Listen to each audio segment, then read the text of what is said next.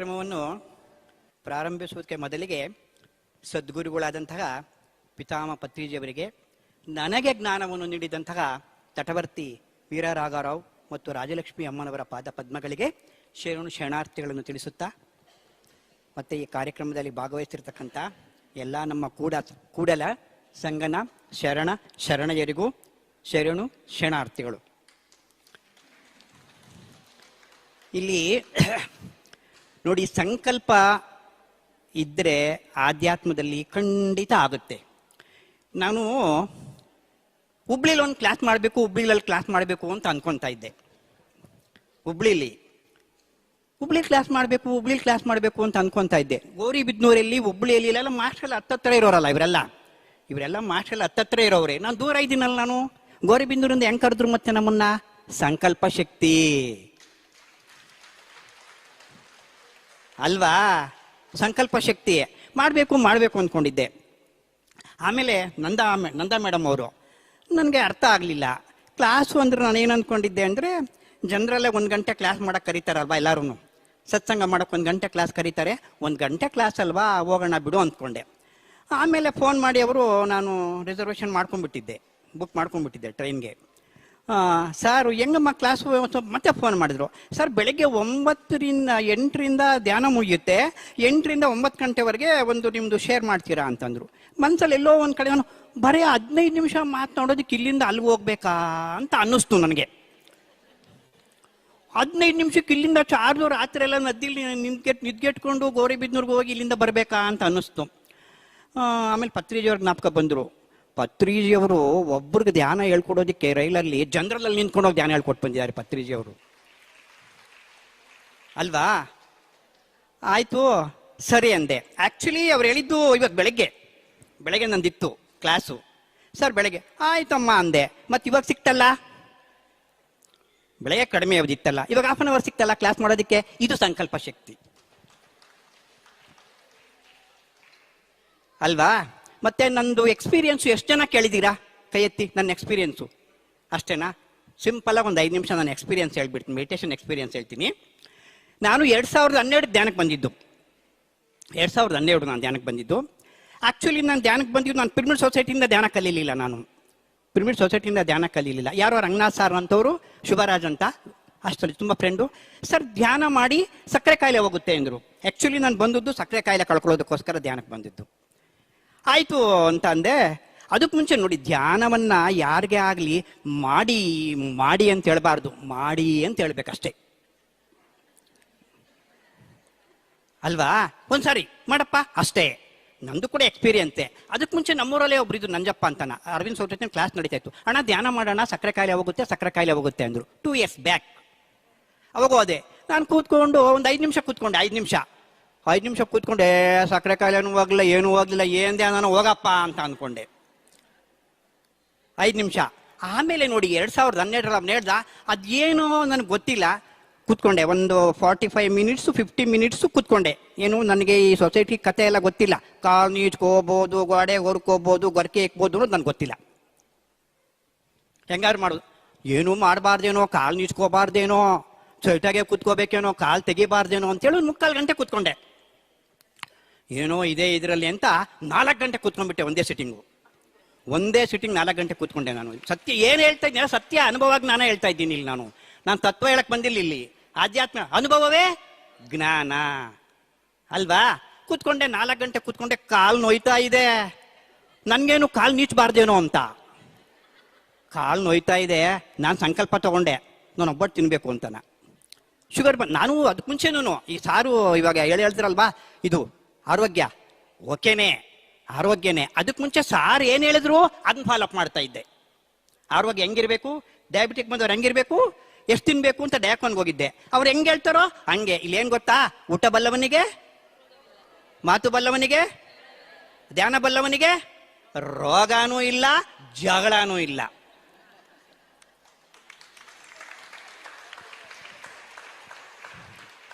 ಅಲ್ವಾ? ಇದು ಲೌಕಿಕ. ಆರೋಗ್ಯವನ್ನು ಮೇಂಟೈನ್ ಮಾಡೋದು ಲೌಕಿಕ ಬೇಕು. ಯಾಕಂದ್ರೆ ಯಾರು ಧ್ಯಾನ ಮಾಡಲ್ಲ. ರಂಗನಾಥ್ ಸರ್ ಗೊತ್ತು. ಎಷ್ಟು ಗಂಟೆ 4 ಗಂಟೆ ಧ್ಯಾನ ಮಾಡೋರು ಯಾರಿದ್ದಾರೆ? ಕೈ ಎತ್ತಿ. ಒಂದೇ ಸಿಟ್ಟಿಂಗ್ ಕೈ ಎತ್ತಿರಿ. ಯಾರಾದ್ರು ಇದ್ದೀರಾ? ಮತ್ತಿದು ಬೇಕೇ ಬೇಕು ಕ್ಲಾಸ್ ನಿಮಗೆ. 4 ಗಂಟೆ ಧ್ಯಾನ ಮಾಡಲ್ವಲ್ಲ ನೀವು? Is is essential. ಪತ್ರಿಜಿಯವ್ರಿಗೂ ಗೊತ್ತು, ನೀನು ಆತ್ಮಜ್ಞಾನ ತಿಳ್ಕೊಳ್ಳೋಷ್ಟು ಧ್ಯಾನ ಮಾಡಲ್ಲ. ಅದಕ್ಕೇನು ಹೇಳಿದ್ರು ಪತ್ರಿಜಿಯವರು? ನೀನು ಏನಾದರೂ ಆಗಪ್ಪ, ಸಸ್ಯಾಹಾರಿ ಆಗು ಅಂದ್ರು ಪತ್ರಿಜಿಯವರು ಅಲ್ವಾ? ಇದು ಟಾಪಿಕ್ಕು. ಕೂತ್ಕೊಂಡೆ ನಾನು ಒಬ್ಬಟ್ಟು ತಿನ್ನಕ್ಕೆ ಭಾಳ ಆಸೆ ನನಗೆ. ಅದಕ್ಕೆ ಮುಂಚೆ ಹೆಂಗ್ ಮೇಂಟೈನ್ ಮಾಡ್ತಾ ಇದ್ದೆ ನಾನು? ಡಯಕಂದಲ್ಲಿ ಏನು ಹೇಳಿದ್ರು? ಶುಗರ್ ಇರೋರ್ಗೆ ಹೇಳ್ತೀನಿ ಕೇಳಿ, ಬೆಳಗ್ಗೆ ಒಂದೇ ಚಪಾತಿ ತಿನ್ನಬೇಕು, ಮಧ್ಯಾಹ್ನ 1 ಚಪಾತಿ ಅಥವಾ ಎಷ್ಟೋ ಒಂದು ಅಳತೆ ಕೊಟ್ಟಿರ್ತಾರೆ, ಅಷ್ಟು ತಿಂದ್ರೆ ಯಾರು ಮಾತ್ರೆ ನುಂಗಂಗಿಲ್ಲ. ಅದೇ ತರ ಮೇಂಟೈನ್ ಮಾಡಿದೆ 10 ವರ್ಷ.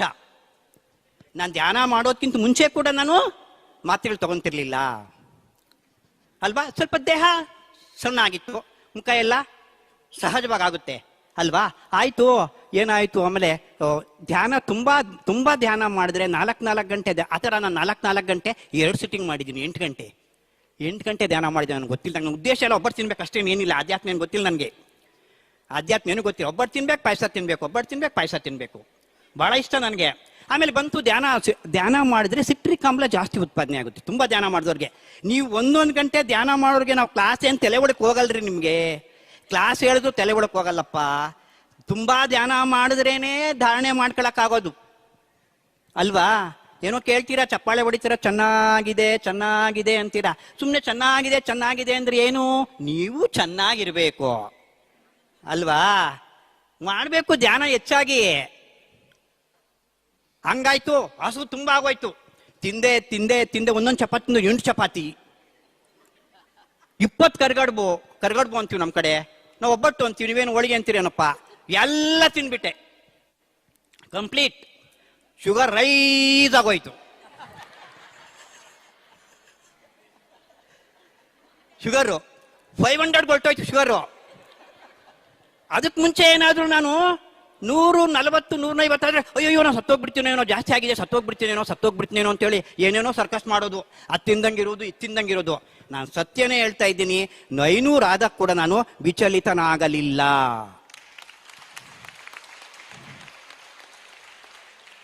ಇದು ಏನು ಗೊತ್ತಾ? ಧ್ಯಾನ ಮಾಡಿದ್ರೆ ರೋಗಗಳು ಮೇಲಾಗಲ್ಲ ರೀ, ರೋಗವನ್ನು ತಡೆದುಕೊಳ್ಳುವಂತ ಒಂದು ಶಕ್ತಿ ಬರುತ್ತೆ. ರೋಗಗಳು ಬಂದಿದೆ ದೇಹದಿಂದ, ಪಂಚಭೂತ ಅಂದ್ಮೇಲೆ ರೋಗಗಳು ಬಂದೇ ಬರುತ್ತಲ್ವಾ ಅಲ್ವಾ? ಶರೀರ ಭಾವನೆಯನ್ನು ಬಿಟ್ಟು ಆತ್ಮ ಭಾವನೆ ಇದ್ದಾಗ ಇದೆ ಸಾಯೋಣ. ರೋಗ ಬಂದ್ರೆ ಏನಾಗುತ್ತೆ? ಸಾಯ್ತೀವ ನಾವು. ಸಾಯ್ತೀವೇನ್ರಿ? ಆತ್ಮಕ್ಕೆ ಸಾವಿದ್ಯಾ? ಮತ್ತೆ ಯಾಕೆ ಚಿಂತೆ ಮಾಡೋದು? ಅದನ್ನ ತಿಳಿಯುವುದಕ್ಕೆ ಜ್ಞಾನ.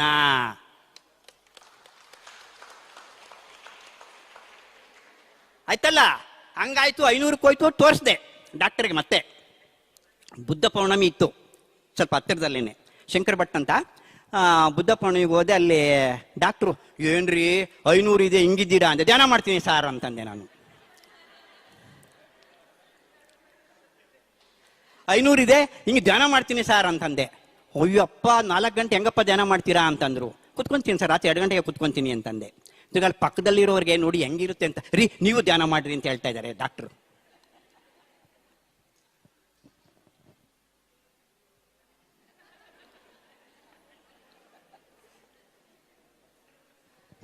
ಅಷ್ಟಾಯ್ತು. ಒಂದು ಸ್ವಲ್ಪ ದಿನ ಮಾತ್ರೆ ತಗೊಂಡೆ, ನಾನು ಇಲ್ಲ ಅಂತ ಹೇಳಿಲ್ಲ. ಒಂದು ವಾರ ಮಾತ್ರೆ ತಗೊಂಡೆ. ಇಲ್ಲ ನೀವು ಮಾತ್ರೆ ತಗೋಬೇಕು. ಎಕ್ಸಾಂಪಲ್ ಕೊಟ್ರು ಅವರು, ಯಾರೋ ನಾಗರ ಬಿಡಿಯವನು, ನನಗೇನಾಗಲ್ಲ ಅಂತ ನಾಗರ ಬಿಡ್ಕೊಂಡು ನಾಗರ ಕಚ್ತಲ್ಲ, ಹಂಗಾಗುತ್ತೆ, ಸ್ವಲ್ಪ ಮಾತ್ರೆ ತಗೋಬೇಕು ಅಂತಂದ್ರು. 1 ವಾರ ತಗೊಂಡೆ ಮಾತ್ರೆ ಅಷ್ಟೇ. ನನ್ನ ಜೀವನದಲ್ಲಿ ಅಲ್ಲಿಂದ ಇಲ್ಲೇವರೆಗೂ ನಾನು ಯಾವ ಮಾತ್ರೆಯನ್ನು ಕೂಡ ತಗೊಂಡಿಲ್ಲ. ಮತ್ತೆ ಹಾರ್ಟ್ ಪ್ರಾಬ್ಲಮ್ ಇದೆ. ಈ ಧ್ಯಾನದಿಂದ ಉಸಿರಾಟವನ್ನು ಗಮನಿಸುವುದರಿಂದ ಉಸಿರಿನ ಕಾಯಿಲೆಗಳು ಬೇಗ ವಾಸಿಯಾಗುತ್ತೆ. ಶುಗರ್ ಹೋಗಲ್ಲ. ಶುಗರ್ ಹಂಗೂ ಹಿಂಗೂ ಆಗುತ್ತೆ. ಶುಗರು ನನ್ನ ಎಕ್ಸ್ಪೀರಿಯನ್ಸು, ಯಾರು ಹೆಂಗೆ ನನ್ನ ಎಕ್ಸ್ಪೀರಿಯನ್ಸ್ ಏನಿದೆ ಅದು ನಾನು ಹೇಳ್ತೀನಿ. ಇವು ಉಸಿರಿನ ಕಾಯಿಲೆಗಳು ಬೇಗ ಹೋಗುತ್ತೆ. ಯಾವಾಗ? 6 ತಿಂಗಳ ಕಾಲ ಒಂದೇ ಸಿಟ್ಟಿಂಗ್ 4 ಗಂಟೆ ಸರಿಯಾಗಿ ಕೂತ್ಕೊಂಡು, ಸಾರ್ ಹೇಳಿದ್ರಲ್ಲ, ಕಲ್ಲಾಗಿ ಕೂತ್ಕೊಂಡು ಧ್ಯಾನ ಮಾಡಿದ್ರೆ ನೀವು ಕಲ್ಲಾಗ್ತೀರಾ ಅಲ್ವಾ?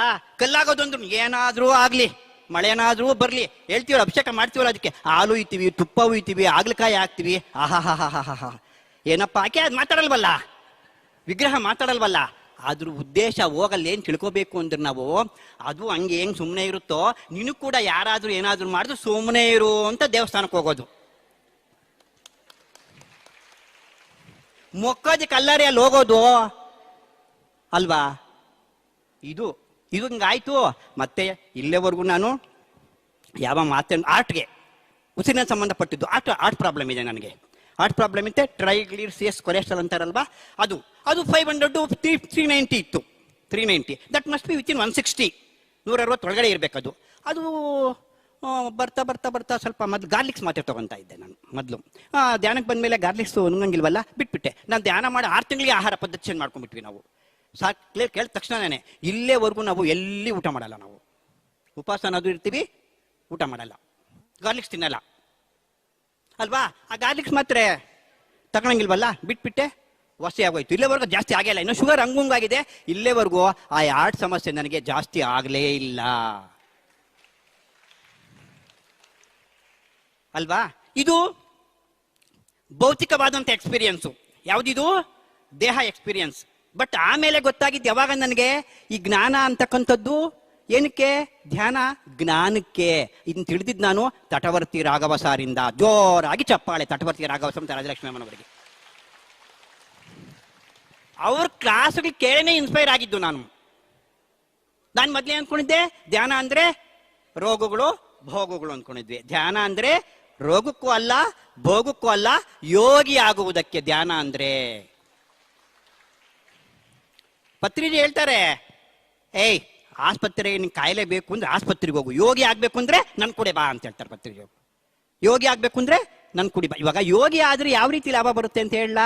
ಇವಾಗ ಒಂದು ಭತ್ತ ಇರುತ್ತೆ, ಭತ್ತ ಮಿಷನ್ ಮಾಡಿದ ತಕ್ಷಣ ಏನ್ ಬರುತ್ತೆ? ಮೊದಲು ದೊಡ್ಡೊಟ್ಟು ಬರುತ್ತೆ, ಕರೆಕ್ಟಾ? ಆಮೇಲೆ ಏನ್ ಬರುತ್ತೆ? ಸಣ್ಣೊಟ್ಟು ಬರುತ್ತೆ. ಆಮೇಲೆ ಏನ್ ಬರುತ್ತೆ? ದೊಡ್ಡ ನುಚ್ಚು ಬರುತ್ತೆ. ಆಮೇಲೆ ಏನ್ ಬರುತ್ತೆ? ಸಣ್ಣ ನುಚ್ಚು. ಆಮೇಲೆ ಏನ್ ಬರುತ್ತೆ? ಅಕ್ಕಿ ಬರುತ್ತೆ. ಈ ಅಕ್ಕಿಯ ರೂಪವೇ ಯೋಗ ಅಲ್ವಾ. ಇನ್ನಿವೆಲ್ಲ ಇವು ನುಚ್ಚು ಒಟ್ಟಿವೆಲ್ಲ ರೋಗಗಳು ಭೋಗಗಳು ಇವೆಲ್ಲ ಹೋಗುತ್ತೆ. ನಿಮ್ಗೆ ಇನ್ನೂ ಹೋಗಿಲ್ಲ ಅಂದ್ರೆ ಸಾಧನೆ ಇಲ್ಲ ಅಷ್ಟೇ. ಇಲ್ಲಿ ನಾವು ಯಾರ್ಯಾರನೋ ಎಕ್ಸ್ಪೀರಿಯನ್ಸ್ ತಗೋಬಾರ್ದು. ರಮಣ ಮಹರ್ಷಿಗಳನ್ನಾಗ್ಲಿ ವಿವೇಕಾನಂದ ಅವ್ರನ್ನಾಗ್ಲಿ ಪತ್ರಿಜಿ ಏನ್ ಹೇಳ್ತಾರೆ? ನನ್ನ ಎಕ್ಸ್ಪೀರಿಯನ್ಸ್ ತಗೋಬೇಡ್ರಿ ಅಂತ ಹೇಳ್ತಾರೆ ಪತ್ರಿಜಿ. ನಿನಗೇನು ಅನುಭವ ಆಗಿದೆಯೋ ಅದನ್ನ ಹೇಳು ಅಂತ ಹೇಳ್ತಾರೆ ಪತ್ರಿಜಿ ಅವರು ಅಲ್ವಾ. ಹಂಗೆ ನನ್ನ ಎಕ್ಸ್ಪೀರಿಯನ್ಸ್ ಆಗಿದೆ ಅಲ್ವಾ. ನಮ್ಮ ಫ್ರೆಂಡ್ ಹೇಳ್ತಾನೆ, ಸರ್ ಧ್ಯಾನ ಮಾಡಿದ ಕಾಯಿಲೆ ಮೇಲಾಗಲ್ಲ ಸರ್, ಧ್ಯಾನ ಮಾಡಿದ ಕಾಯಿಲೆ ಮೇಲಾಗಲ್ಲ ಸರ್. ನೀನು ಏನು ಹೇಳಿದ್ರು ನಾನು ಸ್ವಾಮಿ ವಿವೇಕಾನಂದ್ರೂ ಎಕ್ಸಾಂಪಲ್ ತಗೊಳ್ಳಲ್ಲ. ನನ್ನ ಅನುಭವ, ನಂಗೆ ಧ್ಯಾನ ಮಾಡಿದ್ದೀನಿ, ಕಾಯಿಲೆ ಮೇಲಾಗಿದೆ ಅಲ್ವಾ. ಕಾಯಿಲೆ ಬಂದ್ಮೇಲೆ ಮೇಲಾಗ್ಬೇಕಲ್ವಾ. ಈ ರೀತಿಯಾಗಿ ನಾನು ಕಂಪ್ಲೀಟ್ ಮಾತ್ರೇನೇ ನುಂಗಲ್ಲ. ಇಷ್ಟು ಎಕ್ಸ್ಪೀರಿಯನ್ಸ್ ಏನು, ದೈಹಿಕವಾದಂಥ ಎಕ್ಸ್ಪೀರಿಯನ್ಸು. ಮತ್ತೆ ಇನ್ನ ಯೋಗಿ ಅಂದ್ರೆ ಏನು? ಮೀಸಮಂತ ದುಃಖ ಮುನ್ನ ನಾವು ಯೋಗಿ ಜ್ಞಾನಿಗಳಲ್ಲ. ಪತ್ರಿಜಿ ಏನ್ ಹೇಳ್ತಾರೆ? ಸಾಸಿವೆ ಕಾಳನಷ್ಟು ದುಃಖ ಇದ್ರೂ ಕೂಡ ನಾವು ಜ್ಞಾನಿ ಅಲ್ಲ ಅಂತ ಹೇಳ್ತಾರೆ. ನನ್ನ ಜೀವನದಲ್ಲಿ ನಡೆದಂಥ ಮಹಾ ದೊಡ್ಡ ಘಟನೆ ಇದು. ನಾನು ಹೋಗ್ತಾ ಇದ್ದೆ ಕ್ಲಾಸುಗಳು ಒಳಗಡೆ, ಭಾಷಣ ಬಿಗಿತಾ ಇದ್ದೆ. ನಾನು ಶರೀರ ಅಲ್ಲ, ನಾವು ಆತ್ಮ. ಯಾಕೆ ಅಳ್ತೀರಾ ಸತ್ತೋದ್ರೆ? ಭಾಷಣ ಬಿಗಿಯೋದು ಬಹಳ ಸುಲಭ ರೀ, ಆಚರಣೆಗೆ ತಂದ್ಕೊಳ್ಳೋದಿದೆಯಲ್ಲ ಬಹಳ ಕಷ್ಟ. ಇಲ್ಲಿ ಏನಾಗಿದೆ ಅಂದ್ರೆ ನಾವೆಲ್ಲಾನು ಭಾಷಣ ಬಿಗಿಯೋರಾಗಿದ್ದೀವಿ. ಆಚಾರ್ಯರು ಪತ್ರಿಜಿಯವರೊಬ್ಬರೇ ಆಚಾರ್ಯರು. ಪತ್ರಿಜಿ ಒಬ್ಬರೇ ಆಚಾರ್ಯರು ಅಲ್ವಾ. ಹಂಗಾಯ್ತು 2019ರಲ್ಲಿ 2019 ಮೇ 6ನೇ ತಾರೀಕು ನನ್ನ ಮಗ ಬೆಂಗಳೂರಲ್ಲಿ ಇಂಜಿನಿಯರ್ ಓದ್ತಾ ಇದ್ದ. ಹೆಣ್ಣು ನೋಡ್ತಾ ಇದ್ವಿ. ರಾತ್ರಿ 12 ಗಂಟೆನಲ್ಲಿ ಆಕ್ಸಿಡೆಂಟಲ್ಲಿ ಎಕ್ಸ್ಪೈರ್ಡ್ ಆಗಿ ಹೋಗ್ಬಿಟ್ಟ. 2019ರಲ್ಲಿ ಎಕ್ಸ್ಪೈರ್ಡ್ ಆದ. ಏನು ನನ್ಗೆ ಗೊತ್ತಿಲ್ದಂಗೆ ಅಳ್ತಾ ಇದ್ದೀನಿ. ಅಳಬಾರ್ದಲ್ಲ, ಜ್ಞಾನಿ ಆದ ಅಳಬಾರ್ದಲ್ಲ. ಯಾಕೆ ಅಳ್ತಿದ್ದೀನಿ? ಯಾಕೆ ಹಿಂಗೆ ಅಳ್ತಾ ಇದ್ದೀನಿ? ಆಮೇಲೆ ಹೇಳ್ತೀನಿ ಕೇಳ್ರಿ, 6 ತಿಂಗಳು ಆಗೋಯ್ತಲ್ವಾ, ನಾನು ಸರಿಯಾಗಿ ಧ್ಯಾನ ಮಾಡ್ದಲ್ವಾ. ಪಿರಮಿಡ್ ಸೊಸೈಟಿಗೆ ಬಂದ್ಮೇಲೆ ಧ್ಯಾನ ರಾಂಗ್ ಆಗೋಯ್ತು ನಂದು. ಕಾಲು ನೀಚ್ಕೊಳ್ಳೋದು, ಗೋಡೆ ಹೊರಕೊಳ್ಳೋದು, ಏನೇನೋ ಮಾಡೋಕೆ ಶುರು ಮಾಡಿ, ಹಿಂಗೆ ಮಾಡ್ಬೋದು ಹಂಗೆ ಮಾಡ್ಬೋದು ಅಂತ ಎನರ್ಜಿ ಬರ್ತಾ ಇತ್ತು. ಸಂಗೀತ ಕೂಡ ಬೇಡ, ಸಂಗೀತ ಕೂಡ ಧ್ಯಾನ ಬೇಕಾಗಿಲ್ಲ. ಮನಶೂನ್ಯ. ಈ ಸಂಗೀತ ಏಕೆ ಇಟ್ಟಿದ್ದಾರೆ ಅಂದ್ರೆ ಇಲ್ಲಿ ಹಿಂಗೆ ಸಂಗೀತ ಇಲ್ದಿದ್ರೇನೆ ಕೂರಲ್ ನೀವು, ಅದಕ್ಕೆ ಸಾರ್ ಸಂಗೀತ ಇಟ್ಟಿದ್ದಾರೆ ಅಷ್ಟೇನೇನೆ. ನೀವು ಕೂರಲ್ಲಿ ಇಲ್ದಿದ್ರೆ ಪ್ರಾಥಮಿಕ ಅಂತ ಸಂಗೀತ ಗೈಡಿಂಗ್ ಇವೆಲ್ಲನೂ ಮನಸ್ಸನ್ನು ಶೂನ್ಯ ಮಾಡಬೇಕು ಅಂದ್ರೆ ಸೈಲೆಂಟ್ ಧ್ಯಾನವನ್ನೇ ಮಾಡಬೇಕು. ಆಯ್ತಲ್ಲ, ಇದಾಯ್ತು, ಇಷ್ಟ ಆಯ್ತು. ಆಮೇಲೆ ಏನ್ ಹಿಂಗಾಯ್ತಪ್ಪ, ಯಾಕೆ ಅಳ್ತಿದ್ದೀನಿ ಅಂತ ವರ ಸರ್ ಫೋನ್ ಮಾಡಿದೆ. ಸರ್ ಏನ್ ಸರ್, ನಾನು ಇಷ್ಟು ಧ್ಯಾನ ಮಾಡ್ತಾ ಇದ್ದೀನಿ, ಯಾಕೆ ಅಳ್ತಾ ಇದ್ದೀನಿ? ಅಳ್ಬಾರ್ದಲ್ಲ, ಯಾಕೆ ಅಳ್ತಾ ಇದ್ದೀನಿ? ಇನ್ನೇನು ನನಗೆ ಎಫೆಕ್ಟ್ ಆಗಲಿ, ಆರೋಗ್ಯ ಕ್ಷಣ ಕ್ಷಣ ಅಳ್ತಾ ಇದ್ದೀನಿ. ನನ್ನ ಜೀವನದಲ್ಲಿ ಎಷ್ಟು ಎಂದೂ ಅಳ್ತಿಲ್ಲ, ಹಂಗೆ ಅಳ್ತಾನೆ ಇದ್ದೀನಿ. ಯಾಕೆ ಹಿಂಗೆ ಆಗ್ತಾ ಇದೆ? ನೆನಪು ಅಷ್ಟು ಸುಲಭ ಅಲ್ಲ ಕಣ್ರಿ. ಪುತ್ರ ಶೋಕಂ ನಿರಂತರಂ ಅಲ್ವಾ. ಯಾಕೆ ಹಿಂಗೆ ಅಳ್ತಾ ಇದ್ದೀನಿ, ಏನು ಕಾರಣ ಆಯಿತು ಅಂತ ನನಗೆ ಗೊತ್ತಾಗಲಿಲ್ಲ. ಎಲ್ಲರೂ ಏನೇನೋ ಹೇಳಿದ್ರು. ಅಳೋದೇನು ತಪ್ಪೇನಲ್ಲ, ಪತ್ರಿಜಿಯವ್ರು ಕೂಡ ಹೇಳ್ತಾರೆ. ಪತ್ರಿಜಿಯವ್ರಿಗೂ ಕೂಡ ಫ್ರಾಕ್ಷನ್ ಆಫ್ ಸೆಕೆಂಡ್ ಫೀಲಿಂಗ್ ಇರುತ್ತೆ. ನಮ್ಗೇನೋ 1 ವರ್ಷ 2 ವರ್ಷ ಫೀಲಿಂಗ್ ಇರುತ್ತೆ ಅಂತ ಹೇಳಿದ್ರು. ಸಮಾಧಾನ ಆಗಲಿಲ್ಲ. ಓ, ಇಲ್ಲೇನೋ ರಾಂಗ್ ಇದೆ ಅಂತೇಳಿ ಮತ್ತೆ ಎಗೈನ್ ನಾನು ಮುಂಚೆ ಹೆಂಗ್ ಧ್ಯಾನ ಮಾಡ್ತಾ ಇದ್ದೆ, ಸೊಸೈಟಿ ಪಿರಮಿಡ್ ಸೊಸೈಟಿ ಧ್ಯಾನ. ಪತ್ರಿಜಿ ಹೇಳಿದ್ದಾರೆ, ಏನು ಇವೆಲ್ಲ ಪತ್ರಿಜಿ ಹೇಳಿರೋದನ್ನ ಸುಲಭನಾಗಿರೋದನ್ನ ತಗೊಂತಾ ಇದ್ದೀರಾ. ಪತ್ರಿಜಿಯವರು ಪತಂಜಲಿ ಅಷ್ಟಾಂಗ ಮಾರ್ಗದಲ್ಲಿ ಏನು ಹೇಳಿದ್ದಾರೆ, ಆಸನ ಜಯ ಅಂತಂದ್ರೆ ಪತ್ರಿಜಿ ಏನು ಹೇಳಿದ್ರೆ ಗೋಡೆಗಾದ ವರ್ಕೋ ಕಾಲ ನೀಚ್ಕೊಂತ. ಆಮೇಲೆ ಏನು ಹೇಳಿದಾರೆ ಅವರು, ಹೊರ್ಕೊಳ್ತಾ ಕೂತ್ಕೊಳ್ತಾ ಗೋಡೆನೂ ಬಿಟ್ಬಿಡ್ತೀಯಾ, ಚೇರು ಬಿಟ್ಬಿಡ್ತೀಯಾ, ಆಸನ ಜಯನ ಆಗುತ್ತೆ ಅಂತ ಹೇಳಿದ್ದಾರೆ ಪತ್ರಿಜಿ. ಅದನ್ನ ಯಾರು ಜ್ಞಾಪಕ ಇಟ್ಕೊಳ್ಳಲ್ಲ. ನೀವು ಸಡನ್ನ ಕಾಲು ನೀಚ್ಕೊಂಡ್ಬಿಡ್ತೀರಾ. ಕಾಲು ನೀಚ್ಕೊಳ್ಳೋದು ಕೂಡ ಸೋಮಾರಿತನನೇ. ನೀವು ಕಾಲು ನೀಚ್ಕೊಂತ ಇದ್ದೀರಾ. ಧ್ಯಾನ ಅಂದ್ರೆ ಏನು ಅಂದ್ಕೊಂಡಿದ್ದೀರಾ, ಪರಮಾತ್ಮ ನನ್ನ ನೋಡುವುದು. ನೀವು ಪೂಜೆಗೆ ಹೆಂಗ್ ಕುತ್ಕೊಂತೀರಾ, ಪೂಜೆ ಮಾಡುವಾಗ ಕಾಲು ನೀಚ್ಕೊಂಡು ಕುತ್ಕೊಂತೀರಾ, ಪೂಜೆ ಮಾಡುವಾಗ ಸರಿಯಾಗಿ ಕೂರ್ತಿರಲ್ಲ, ಹಂಗೇ ಕೂತ್ಕೊಂಡು ಮಾಡ್ಬೇಕು ಧ್ಯಾನವನ್ನ. ಅವೆಲ್ಲ ಸ್ವಲ್ಪ ಸ್ವಲ್ಪ ಸಮಯ ನೀಚ್ಕೊಳ್ಳೋದು ಮಾಡೋ, ಚೇರ್ ಕೂಡ ಯೂಸ್ ಮಾಡಂಗಿಲ್ಲ.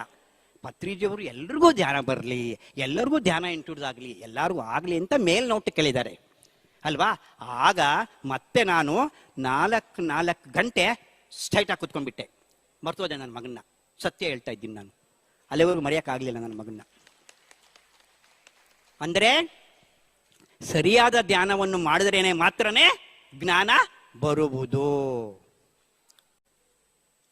ಅಲ್ವಾ. ಇದು ಧ್ಯಾನ ಅಂದ್ರೆ ಏನಕ್ಕೆ, ಜ್ಞಾನ ಪಡ್ಕೊಳ್ಳೋದಿಕ್ಕೆ. ಜ್ಞಾನ ಅಂದ್ರೇನು, ಯೋಗಿ ಆಗೋದಕ್ಕೆ ಅಷ್ಟೇ, ರೋಗಗಳಿಗೂ ಅಲ್ಲ ಭೋಗ. ಅದು ಹೇಳ್ನಲ್ಲ, ನೀನು ಯೋಗತ್ವ ಬಂದಿದೆ ಅಂದ್ರೆ ಎಲ್ಲ ಸಿಗ್ತಾ ಇರುತ್ತೆ. ನೋಡಿ, ನಾವು ಕೃಷಿಕರು, ಬೇಸಾಯ ಮಾಡೋರು. ನಾನು ಮತ್ತೆ ಬೆಳಗ್ಗೆಯಿಂದ ಸಾಯಂಕಾಲದ ಮುಂಚೆ ಆಗ್ತಿರ್ಲಿಲ್ಲ ನನ್ನ ಕೈಲಿ. ಬೇಸಾಯ ಮಾಡೋರು ಯಾವ್ದು ಒಂದು ಅರ್ಧ ಗಂಟೆ ಕೆಲಸ ಮಾಡಕ್ ಆಗ್ತಿರ್ಲಿಲ್ಲ ನಾನು. ಮತ್ತೆ ಬೆಳಗ್ಗೆಯಿಂದ ಸಾಯಂಕಾಲದವರು ಕೆಲಸ ಮಾಡ್ತೀನಿ, ಸುಸ್ತಾಗಲ್ಲ ನಮ್ಗೆ ಅಲ್ವಾ. ಇವಾಗ ಸಾರ್ ಏನ್ ಹೇಳಿದ್ರು ಇಲ್ಲಿ, ಸ್ವರ, ಉಸಿರಾಟದಲ್ಲಿ ಸ್ವರ ಏನ್ ಹೇಳಿದ್ವಿ, ಸ್ವರ ಯೋಗ ಅಂತ ಹೇಳಿದ್ರಲ್ವಾ. ಸ್ವರ ಅದು ಹೇಳಿದ್ನಲ್ಲ ಮತ್ತೆ ಸಾರ್ ನಿಮ್ಗೆ ನೀವು ಧ್ಯಾನವನ್ನ ಮಾಡಿದಾಗ ಪೂರಕ ಕುಂಭಕ ಏನು, 1 ಉಸಿರು ಜಾಸ್ತಿ ತಗೊಂತೀವಿ, 2 ಉಸಿರು ಜಾಸ್ತಿ ಬಿಡ್ತು. ಇದು ಎರಡನ್ನ ಸಮ ಮಾಡಿದಾಗ ಸಾರ್ ಹೇಳಿದ್ರಲ್ಲ, ನೀವೇನು ಸರ್ಕಸ್ ಮಾಡಂಗೇ ಇಲ್ಲ, ಇತ್ಕಡಿಗೂ ಮಲ್ಕೊಳಂಗಿಲ್ಲ, ಇತ್ಕಡಿಗೂ ಮಲ್ಕೊಳಂಗಿಲ್ಲ, ಆಟೋಮೆಟಿಕ್ ಆಗುತ್ತೆ ಅದು. ಹೆಚ್ಚು ಧ್ಯಾನ ಮಾಡಿದಾಗ ನೀವು, ಕರೆಕ್ಟಾ ಸರ್, ಆಟೋಮೆಟಿಕ್ ಆಗಿ ಎರಡೂ. ಇದಕ್ಕೆ ಮತ್ತೆ ನೀವು ಯಾರ್ಯಾರು ಎತ್ರಿ, ಎಷ್ಟು ಜನ ಮಾಡ್ತೀವಿ ಎತ್ರಿ, ಎಷ್ಟು 8 ಗಂಟೆ ಧ್ಯಾನ ಮಾಡ್ತೀವಿ ಅನ್ನೋರು ಎಷ್ಟು ಜನ ಇದ್ದಾರೆ, ಕೈ ಎತ್ರಿ ಕೈ ಮಾಡ್ತೀವಿ ಅಂತ. ಅಯ್ಯೋ ಅದಕ್ಕೆ ಯಾಕ್ರಿ ಎದ್ರಕೊಂತೀರಾ, ಅಯ್ಯೋ ಮಾಡಿದ್ರು ಎತ್ರಿ ಮಾಡ್ತೀವಿ ಅಂತ. ಮಾಡ್ರಿ ಧ್ಯಾನವ, ಮಾಡಿದ್ರೆ ಲಾಭ ಇದೆ ಅಲ್ವಾ. ಇವಾಗ ಏನ್ ಹೇಳಿದ್ರು, ಒಪ್ಪತ್ತುಂಡವ ಯೋಗಿ ಅಂತ ಹೇಳಿದೆ, 2 ತುಂಡವ ಭೋಗಿ, 3 ತುಂಡವ 4 ತುಂಡವನ್ನ ಹೊತ್ಕೊಂಡೋಗಿ ಅಲ್ವಾ. ಇದಿರೋದು. ಇದನ್ನ ರಿವರ್ಸ್ ಆಗಿ ಹೇಳ್ತೀನಿ ಇವಾಗ ನಾನು. ಧ್ಯಾನದಲ್ಲಿ 1 ಗಂಟೆ ಧ್ಯಾನ ಮಾಡಿದ್ರೆ ಏನೋ ಒಂಚೂರು ರೋಗ ಮೇಲಾಗುತ್ತೆ. 1 ಗಂಟೆ ಧ್ಯಾನ ಮಾಡಿದ್ರೆ ಎಷ್ಟು, ಸ್ವಲ್ಪ ಏನೋ ತಲೆನೋವು, ಇನ್ನೇನು ಮೇಲಾಗಲ್ಲ, ಫ್ರಾಕ್ಷನ್ ಆಫ್ ಸೆಕೆಂಡ್. ಯಾಕಂದ್ರೆ ತಲೆನೋವು ಬೇಗ ಹೋಗುತ್ತೆ ಅಲ್ವಾ. 1 ಗಂಟೆ ಧ್ಯಾನ ಮಾಡಿದ್ರೆ ತಲೆನೋವು ಮೇಲಾಗುತ್ತೆ. 2 ಗಂಟೆ ಧ್ಯಾನ ಮಾಡಿದ್ರೆ ಏನೋ ನೀನು ಅನ್ಕೊಂಡಿದ್ದು ಅನ್ಸುತ್ತೆ. ಏನು ಅನ್ಕೊಂಡಿದ್ಯಾ, ಏನೋ ಯಾರೋ ಎದುರುಗಡೆ ಸಿಗ್ತಾರೆ ಇವಾಗ ನನಗೆ, ಯಾರೋ ಭೇಟಿ ಆಗ್ತಾರೆ. ಇವಾಗ ರಂಗನಾಥ್ ಸರ್ ಯಾರು ಭೇಟಿ ಆಗ್ತೀಯಾ, ತತ್ಕಾಲಿಕ ಅದು. 2 ಗಂಟೆ ಧ್ಯಾನ ಮಾಡಿದ್ರೆ ಯೋಗ ಭೋಗ, ಅಂದ್ರೆ ಅಂದಿದ್ದು ಆಗುತ್ತೆ. ಯೋಗ ಭೋಗ, ರೋಗ ಆಯ್ತು, ಭೋಗ ಆಯ್ತು. ಯೋಗಿ 3 ಗಂಟೆ ಧ್ಯಾನ ಮಾಡಿದ್ರೆ, ಚಿತ್ತವೃತ್ತಿ ನಿರೋಧ ಮಾಡಿದ್ರೆ ಯೋಗಿ ಆಗ್ತೀರಾ. ಯೋಗಿ ಅಂದೇನು, ಚಿತ್ತ ವೃತ್ತಿ ನಿರೋಧ ಅಲ್ಲ ರೀ. ನೀವು 1 ಜನ ಇಲ್ಲಿ 4 ಜನ 8 ಗಂಟೆ ಧ್ಯಾನ ಮಾಡಿ ಒಬ್ರು ಕೈ ಎತ್ತಲ್ವಲ್ಲಪ್ಪ, ಯಾಕಂದ್ರೆ ಎದ್ರಕಂತಿದ್ದೀರಿ, ಮತ್ತೆ ಯಾಕೆ ಬಂದಿರಲಿಲ್ಲ ನೀವು ಅಲ್ವಾ. ಧ್ಯಾನ ಕಲಿಯಕಲ್ಲ ಬಂದಿರೋದಿಲ್ಲ ನೀವು ಅಲ್ಲ. ಇವಾಗ ಇಷ್ಟು ಜನ ಇದಾರಲ್ಲ ಹುಬ್ಳಿಲಿ, ಇಷ್ಟು ಜನ ಬಂದಿದ್ದೀರಾ ಅಂದ್ರೆ ನೀವು ಮಾಡ್ತೀರಾ ಕಣ್ರಿ. ಒಳಗಡೆ ಎತ್ರಿ ಮಾಡ್ತೀವಿ ಅಂತ ಎತ್ರಿ ಕೈ ಎಲ್ಲಾರು ಮಾಡ್ರಿ. 8 ಗಂಟೆ ಧ್ಯಾನ ಎಲ್ಲಾರು ಲಾಭ ಇದೆ ಅಲ್ವಾ. ಅಲ್ಲಿಗೆ 3 ಗಂಟೆ ಮಾಡಿದ್ರೆ ಚಿತ್ತವೃತ್ತಿ ನಿರೋಧ ಆಗುತ್ತೆ. ಚಿತ್ತವೃತ್ತಿ ನಿರೋಧ ಅಂದ್ರೆ ಮನಸ್ಸು ಶೂನ್ಯ ಆಗುತ್ತೆ. ಅವಾಗ ಏನಾಗ್ತೀಯಾ, ಯೋಗಿ ಅಷ್ಟೇ. ಯೋಗಿ ಬೇರೆ, ಜ್ಞಾನಿ ಬೇರೆ. ಯೋಗಿ ಆದವನ್ಗೇನು, ನಾನು ಶರೀರ ಅಲ್ಲ ಆತ್ಮ ಅಂತ ತಿಳ್ಕೊಂಡಿರ್ತಾನೆ ಯೋಗಿ ಆದವನು. ಎಷ್ಟೊತ್ತು ಧ್ಯಾನ ಮಾಡಿದವನು, 3 ಗಂಟೆ ಊಟ ಮಾಡಿದ್ರೆ ರೋಗಿ, 3 ಗಂಟೆ ಧ್ಯಾನ ಮಾಡಿದ್ರೆ ಯೋಗಿ ಆಗ್ತಾನೆ. ಇನ್ನ 4 ಗಂಟೆ ಧ್ಯಾನ ಮಾಡಿದ್ರೆ, 4 ಗಂಟೆ ಊಟ, 4 ಟೈಮ್ ಊಟ ಮಾಡಿದ್ರೆ ಏನ್ ಮಾಡೋದು, ಒತ್ಕೊಂಡು ಹೋಗಿ ಅಂದ್ರೇನು, ರೈಟ್, ಡಬಲ್ ರೈಟ್ ಹೇಳೋದು. ಯಾರು ಕರ್ಕೊಂಡು ಹೋಗಕ್ ಬರ್ತಾರೆ, ಯಮಧರ್ಮರಾಜ ಕರ್ಕೊಂಡು ಹೋಗಕ್ ಬರ್ತಾನೆ. ನೀವು 4 ಗಂಟೆ ಧ್ಯಾನ ಮಾಡಿದ್ರೆ ಯಮಧರ್ಮರಾಜ ನೀನ್ ಯಾವಾಗ ಕರೆದ್ರೆ ಅವಾಗ ಬರ್ತಾನೆ.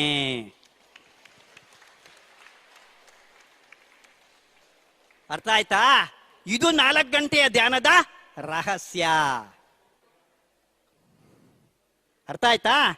ಮತ್ತಿವ 4 ಗಂಟೆ ಮಾಡ್ಲೇಬೇಕು ಧ್ಯಾನವ, ಸರಿಯಾಗಿ ಧ್ಯಾನನೇ ಮಾಡ್ಬೇಕು. ಮ್ಯೂಸಿಕ್ ಏನ್ ಬೇಕಿಲ್ಲ, ಇಲ್ಲಿ ಬೇಕು.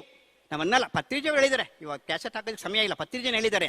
ಪತ್ರಿಜೆ ಏನ್ ಹೇಳಿದ್ದಾರೆ? ಮ್ಯೂಸಿಕ್ ಅಂದ್ರೆ ಮ್ಯೂಸಿಕ್ಕು ನಾನು ನುಡ್ಸೋದ್ ಬೇರೆ ಇದೆ, ಇಲ್ಲಿ ಸಮಯ ಇಲ್ಲ. ನಾನು ನುಡ್ಸೋದ್ ಬೇರೆ. ಪತ್ರಿಜೆ ಹೇಳಿರೋದು ನಾನು ಯೋಗೀಶ್ವರ ನುಡ್ಸಿದ್ರೆ ಸುತ್ತೆಲ್ಲವೂ ಕೂಡ ಬರುತ್ತೆ, ಅದನ್ನ ಕಾಪಿ ಹಾಕೊಂಡು ಧ್ಯಾನ ಮಾಡೋದು ಬೇರೆ ಅಂತ ಹೇಳಿದ್ದಾರೆ ಪತ್ರಿಜಿ. ಅದು ಕೂಡ ಕೆಲ ಸಮಯವೇ ಅಂತ ಹೇಳಿದ್ದಾರೆ. ನಾನು ನುಡ್ಸೋದು ಕೂಡ ಕೆಲ ಸಮಯವೇ. ಮಾತುಗಳು ಹೇಳ್ತಾರಲ್ಲ, ಅದು ಕೂಡ ಆಲೋಚನೆಯೇ ಅಂತ ಹೇಳಿದ್ದಾರೆ ಪತ್ರಿಜಿ ಅವರು, ಅಲ್ವಾ? ಹಂಗಾಗಿ ಸೈಲೆಂಟ್ ಧ್ಯಾನವನ್ನೇ ಮಾಡ್ಬೇಕು. 4 ಜನ ಬಂದು ಹೊತ್ಕೊಂಡು ಹೋಗಲ್ಲ ಅಂದ್ರೆ ಸಾವು ನಿಮ್ಗೆ ಬರಲ್ಲ, ಅಲ್ವಾ? ಮತ್ತಿವಾಗ ಬೇಗ ಸಾಯೋದಿಕ್ಕೆ ಯಾರಿಗಿಷ್ಟ ಇದೆ? ಕೈ ಎತ್ತಿ. ಯಾರಿಗೂ ಇಷ್ಟ ಇಲ್ಲ. ಬೇಗ ಸಾಯಕ್ಕೆನೋ ಯಾರಿಗೂ ಇಷ್ಟ ಇಲ್ಲ. ಧ್ಯಾನ ಮಾಡ್ರಿ ಅಂದ್ರೆ ಆಗಲ್ಲ, ಅಲ್ವಾ? ಇಲ್ಲಿ ಹೆಂಗಾಗಿದೆ ಅಂತಂದ್ರೆ, ಪುಣ್ಯ ಸಂಪಾದನೆ ಬೇಕು. ಪುಣ್ಯ ಸಂಪಾದನೆ ಮಾಡಕ್ ಬಹಳ ಆಸೆ ಇದೆ. ಮಾಡೋದು ಯಾವ ಕೆಲಸಗಳನ್ನ? ಪಾಪದ ಕೆಲಸಗಳನ್ನ. ಬೇಕಾಗಿರೋದೇನು? ಪುಣ್ಯ. ಎಲ್ಲರಿಗೂ ಇಷ್ಟನೇ ಪುಣ್ಯ. ಪುಣ್ಯದ ಕೆಲಸಗಳು ಮಾಡಕ್ ಇಷ್ಟ ಇಲ್ಲ. ನೀನ್ ಪಾಪದ ಕೆಲಸಗಳು ಮಾಡಿ ಪುಣ್ಯ ಬಾ ಅಂದ್ರೆ ಹೆಂಗ್ರಿ ಬರುತ್ತೆ? ಸಾಧ್ಯನಾ ಬರೋದಿಕ್ಕೆ? ಅಲ್ವಾ? ಇದಕ್ಕೆಲ್ಲನೂ ಮೂಲ ಕಾರಣ ಏನೂ ಇಲ್ಲ ಇಲ್ಲಿ, ಎಲ್ಲ ಧ್ಯಾನವೇ. ಧ್ಯಾನ ಬಿಟ್ರೆ ಅಲ್ಟಿಮೇಟ್ ಬೇರೆ ಏನೂ ಇಲ್ಲ. ಧ್ಯಾನ ಒಂದೇ. ಇದು ನಾನು ಪಡ್ಕೊಂಡು ಹೇಳ್ತಾ ಇದ್ದೀನಿ, ಅಲ್ವಾ? 4 ಜನ ಹೊತ್ಕೊಂಡು ಹೋಗಲ್ಲ ಅಂದ್ರೆ ನಿನ್ಗೆ ಮೃತ್ಯು ಹತ್ತಿರಕ್ಕೆ ಬರಲ್ಲ. ಸತ್ಯ ಇದು. ಮೃತ್ಯುವನ್ ಗೈಬಹುದು. ಯಾಕಾಗಲ್ಲ? ಒಬ್ಬರು ಸಾಧ್ಯ ಆಗಿದೆ ಅಂದ್ರೆ ಇನ್ನೊಬ್ರಿಗೆ ಯಾಕಾಗಲ್ಲ? ಮಹಾತಾರ್ ಬಾಬಾಜಿ ಎಷ್ಟು ವರ್ಷ ಸರ್ ಇದ್ದಿದ್ದು? ಮಹಾತಾರ್ ಬಾಬಾಜಿ ಹೆಂಗಿತ್ತು? ಅವರು ಯೋನಿಜರ ಅಲ್ಲ, ಅವರು ಒಬ್ಬ ತಾಯಿ ಗರ್ಭದ ಜನ್ಮ ತಗೊಂಡಿದ್ದಾರೆ, ಸಾಧನೆ ಮಾಡಿದ್ರು ಅವರು, ಅಲ್ವಾ? ನೀವು ಸಾಧನೆ ಮಾಡಿ. ಇಲ್ಲಿ ಯಾಕೆ ನೀವು ಅಷ್ಟು ವರ್ಷ ಇರಬೇಕು ಅಂದ್ರೆ ಎಂಜಾಯ್ ಮಾಡಕ್ಕಲ್ಲ, ಕಾಶಿ ಯಾತ್ರೆ ಹೋಗೋದಿಕ್ಕೂ, ತೀರ್ಥಯಾತ್ರೆ ಹೋಗೋದಿಕ್ಕೂ, ಪ್ರಯಾಗ್ರಾಜ್ಗೆ ಹೋಗೋದಿಕ್ಕಲ್ಲ ರೀ, ಸಾಧನೆ ಮಾಡಕ್ರಿ. ಯಾಕಂದ್ರೆ 1 ವರ್ಷ ಸಾಧನೆ ಮಾಡಿದ್ರೆ ಏನೋ ಒಂದು ಗುಣ ಕಳ್ಕೊಂತೀವಿ ನಾವು. ಇಷ್ಟು ಸಾಧನೆ, ಒಂದು ಗುಣ ಬಹಳ ಇದೆ, ಬಹಳ ಸಂಚಿತ ಹೊತ್ಕೊಂಡು ಬಂದಿದೀವಿ ನಾವು. ಬಹಳ ಆ ಸಂಚಿತ ಕಳ್ಕೋಬೇಕು ಅಂದ್ರೆ ಏನ್ ಮಾಡ್ಬೇಕು ನಾವು? ಈ ಜನ್ಮದಲ್ಲೇ ಸಂಚಿತನ ಕಂಪ್ಲೀಟ್ ಮಾಡ್ಕೋಬೇಕು. ಸಂಚಿತ ಕಂಪ್ಲೀಟ್ ಮಾಡ್ಕೊಂಡಿದ್ರೆ ಆಗಮಿಕ ಮಾಡೋದೇ ಇಲ್ವಲ್ಲ. ಆಗಮಿಕ ಕರ್ಮನೆ ಮಾಡೋದೇ ಇಲ್ಲ ಅಂದ್ರೆ ಕಡಿಮೆ ಆಗುತ್ತಲ್ಲ ಜನ್ಮಗಳು. ಇವಾಗ ಸಂಚಿತ ಜೊತೆಗೆ ಆಗಮಿಕ ಸಂಚಿತ ಆಯ್ತು ಅಂದ್ರೆ ಡಬಲ್ ಆಯ್ತು ಕರ್ಮಗಳು, ಅಲ್ವಾ? ಈ ಕರ್ಮಗಳನ್ನ ಕಡಿಮೆ ಮಾಡ್ಕೋಬೇಕು ಅಂತಂದ್ರೆ ನೀವು ಹೆಚ್ಚು ಹೆಚ್ಚು ಧ್ಯಾನವನ್ನ ಮಾಡ್ಲೇಬೇಕು. ಸಮಯ ಇದೆ ಇನ್ನ? ಆಯ್ತಾ? ಓಕೆ. ನನಗೆ ಮತ್ತೆ ಒಂದು ಅಕ್ಕ ಮಹಾದೇವಿಯರ ಒಂದು ವಚನ ಹೇಳಕ್ಕಾಗ್ಲಿಲ್ಲ ಇವತ್ತು. ಅಕ್ಕ ಕಲ್ಯಾಣದಿಂದ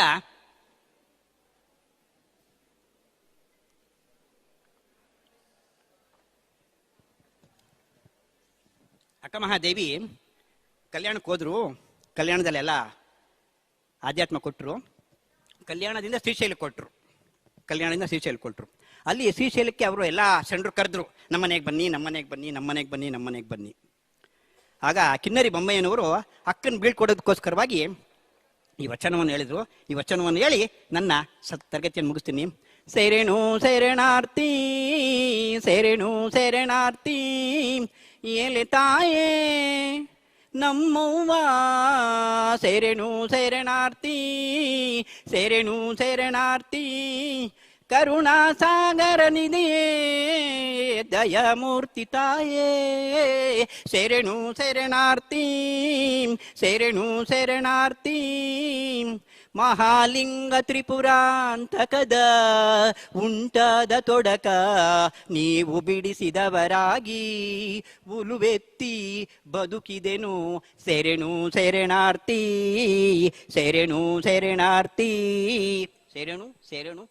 ಶರಣಾರ್ಥಿ.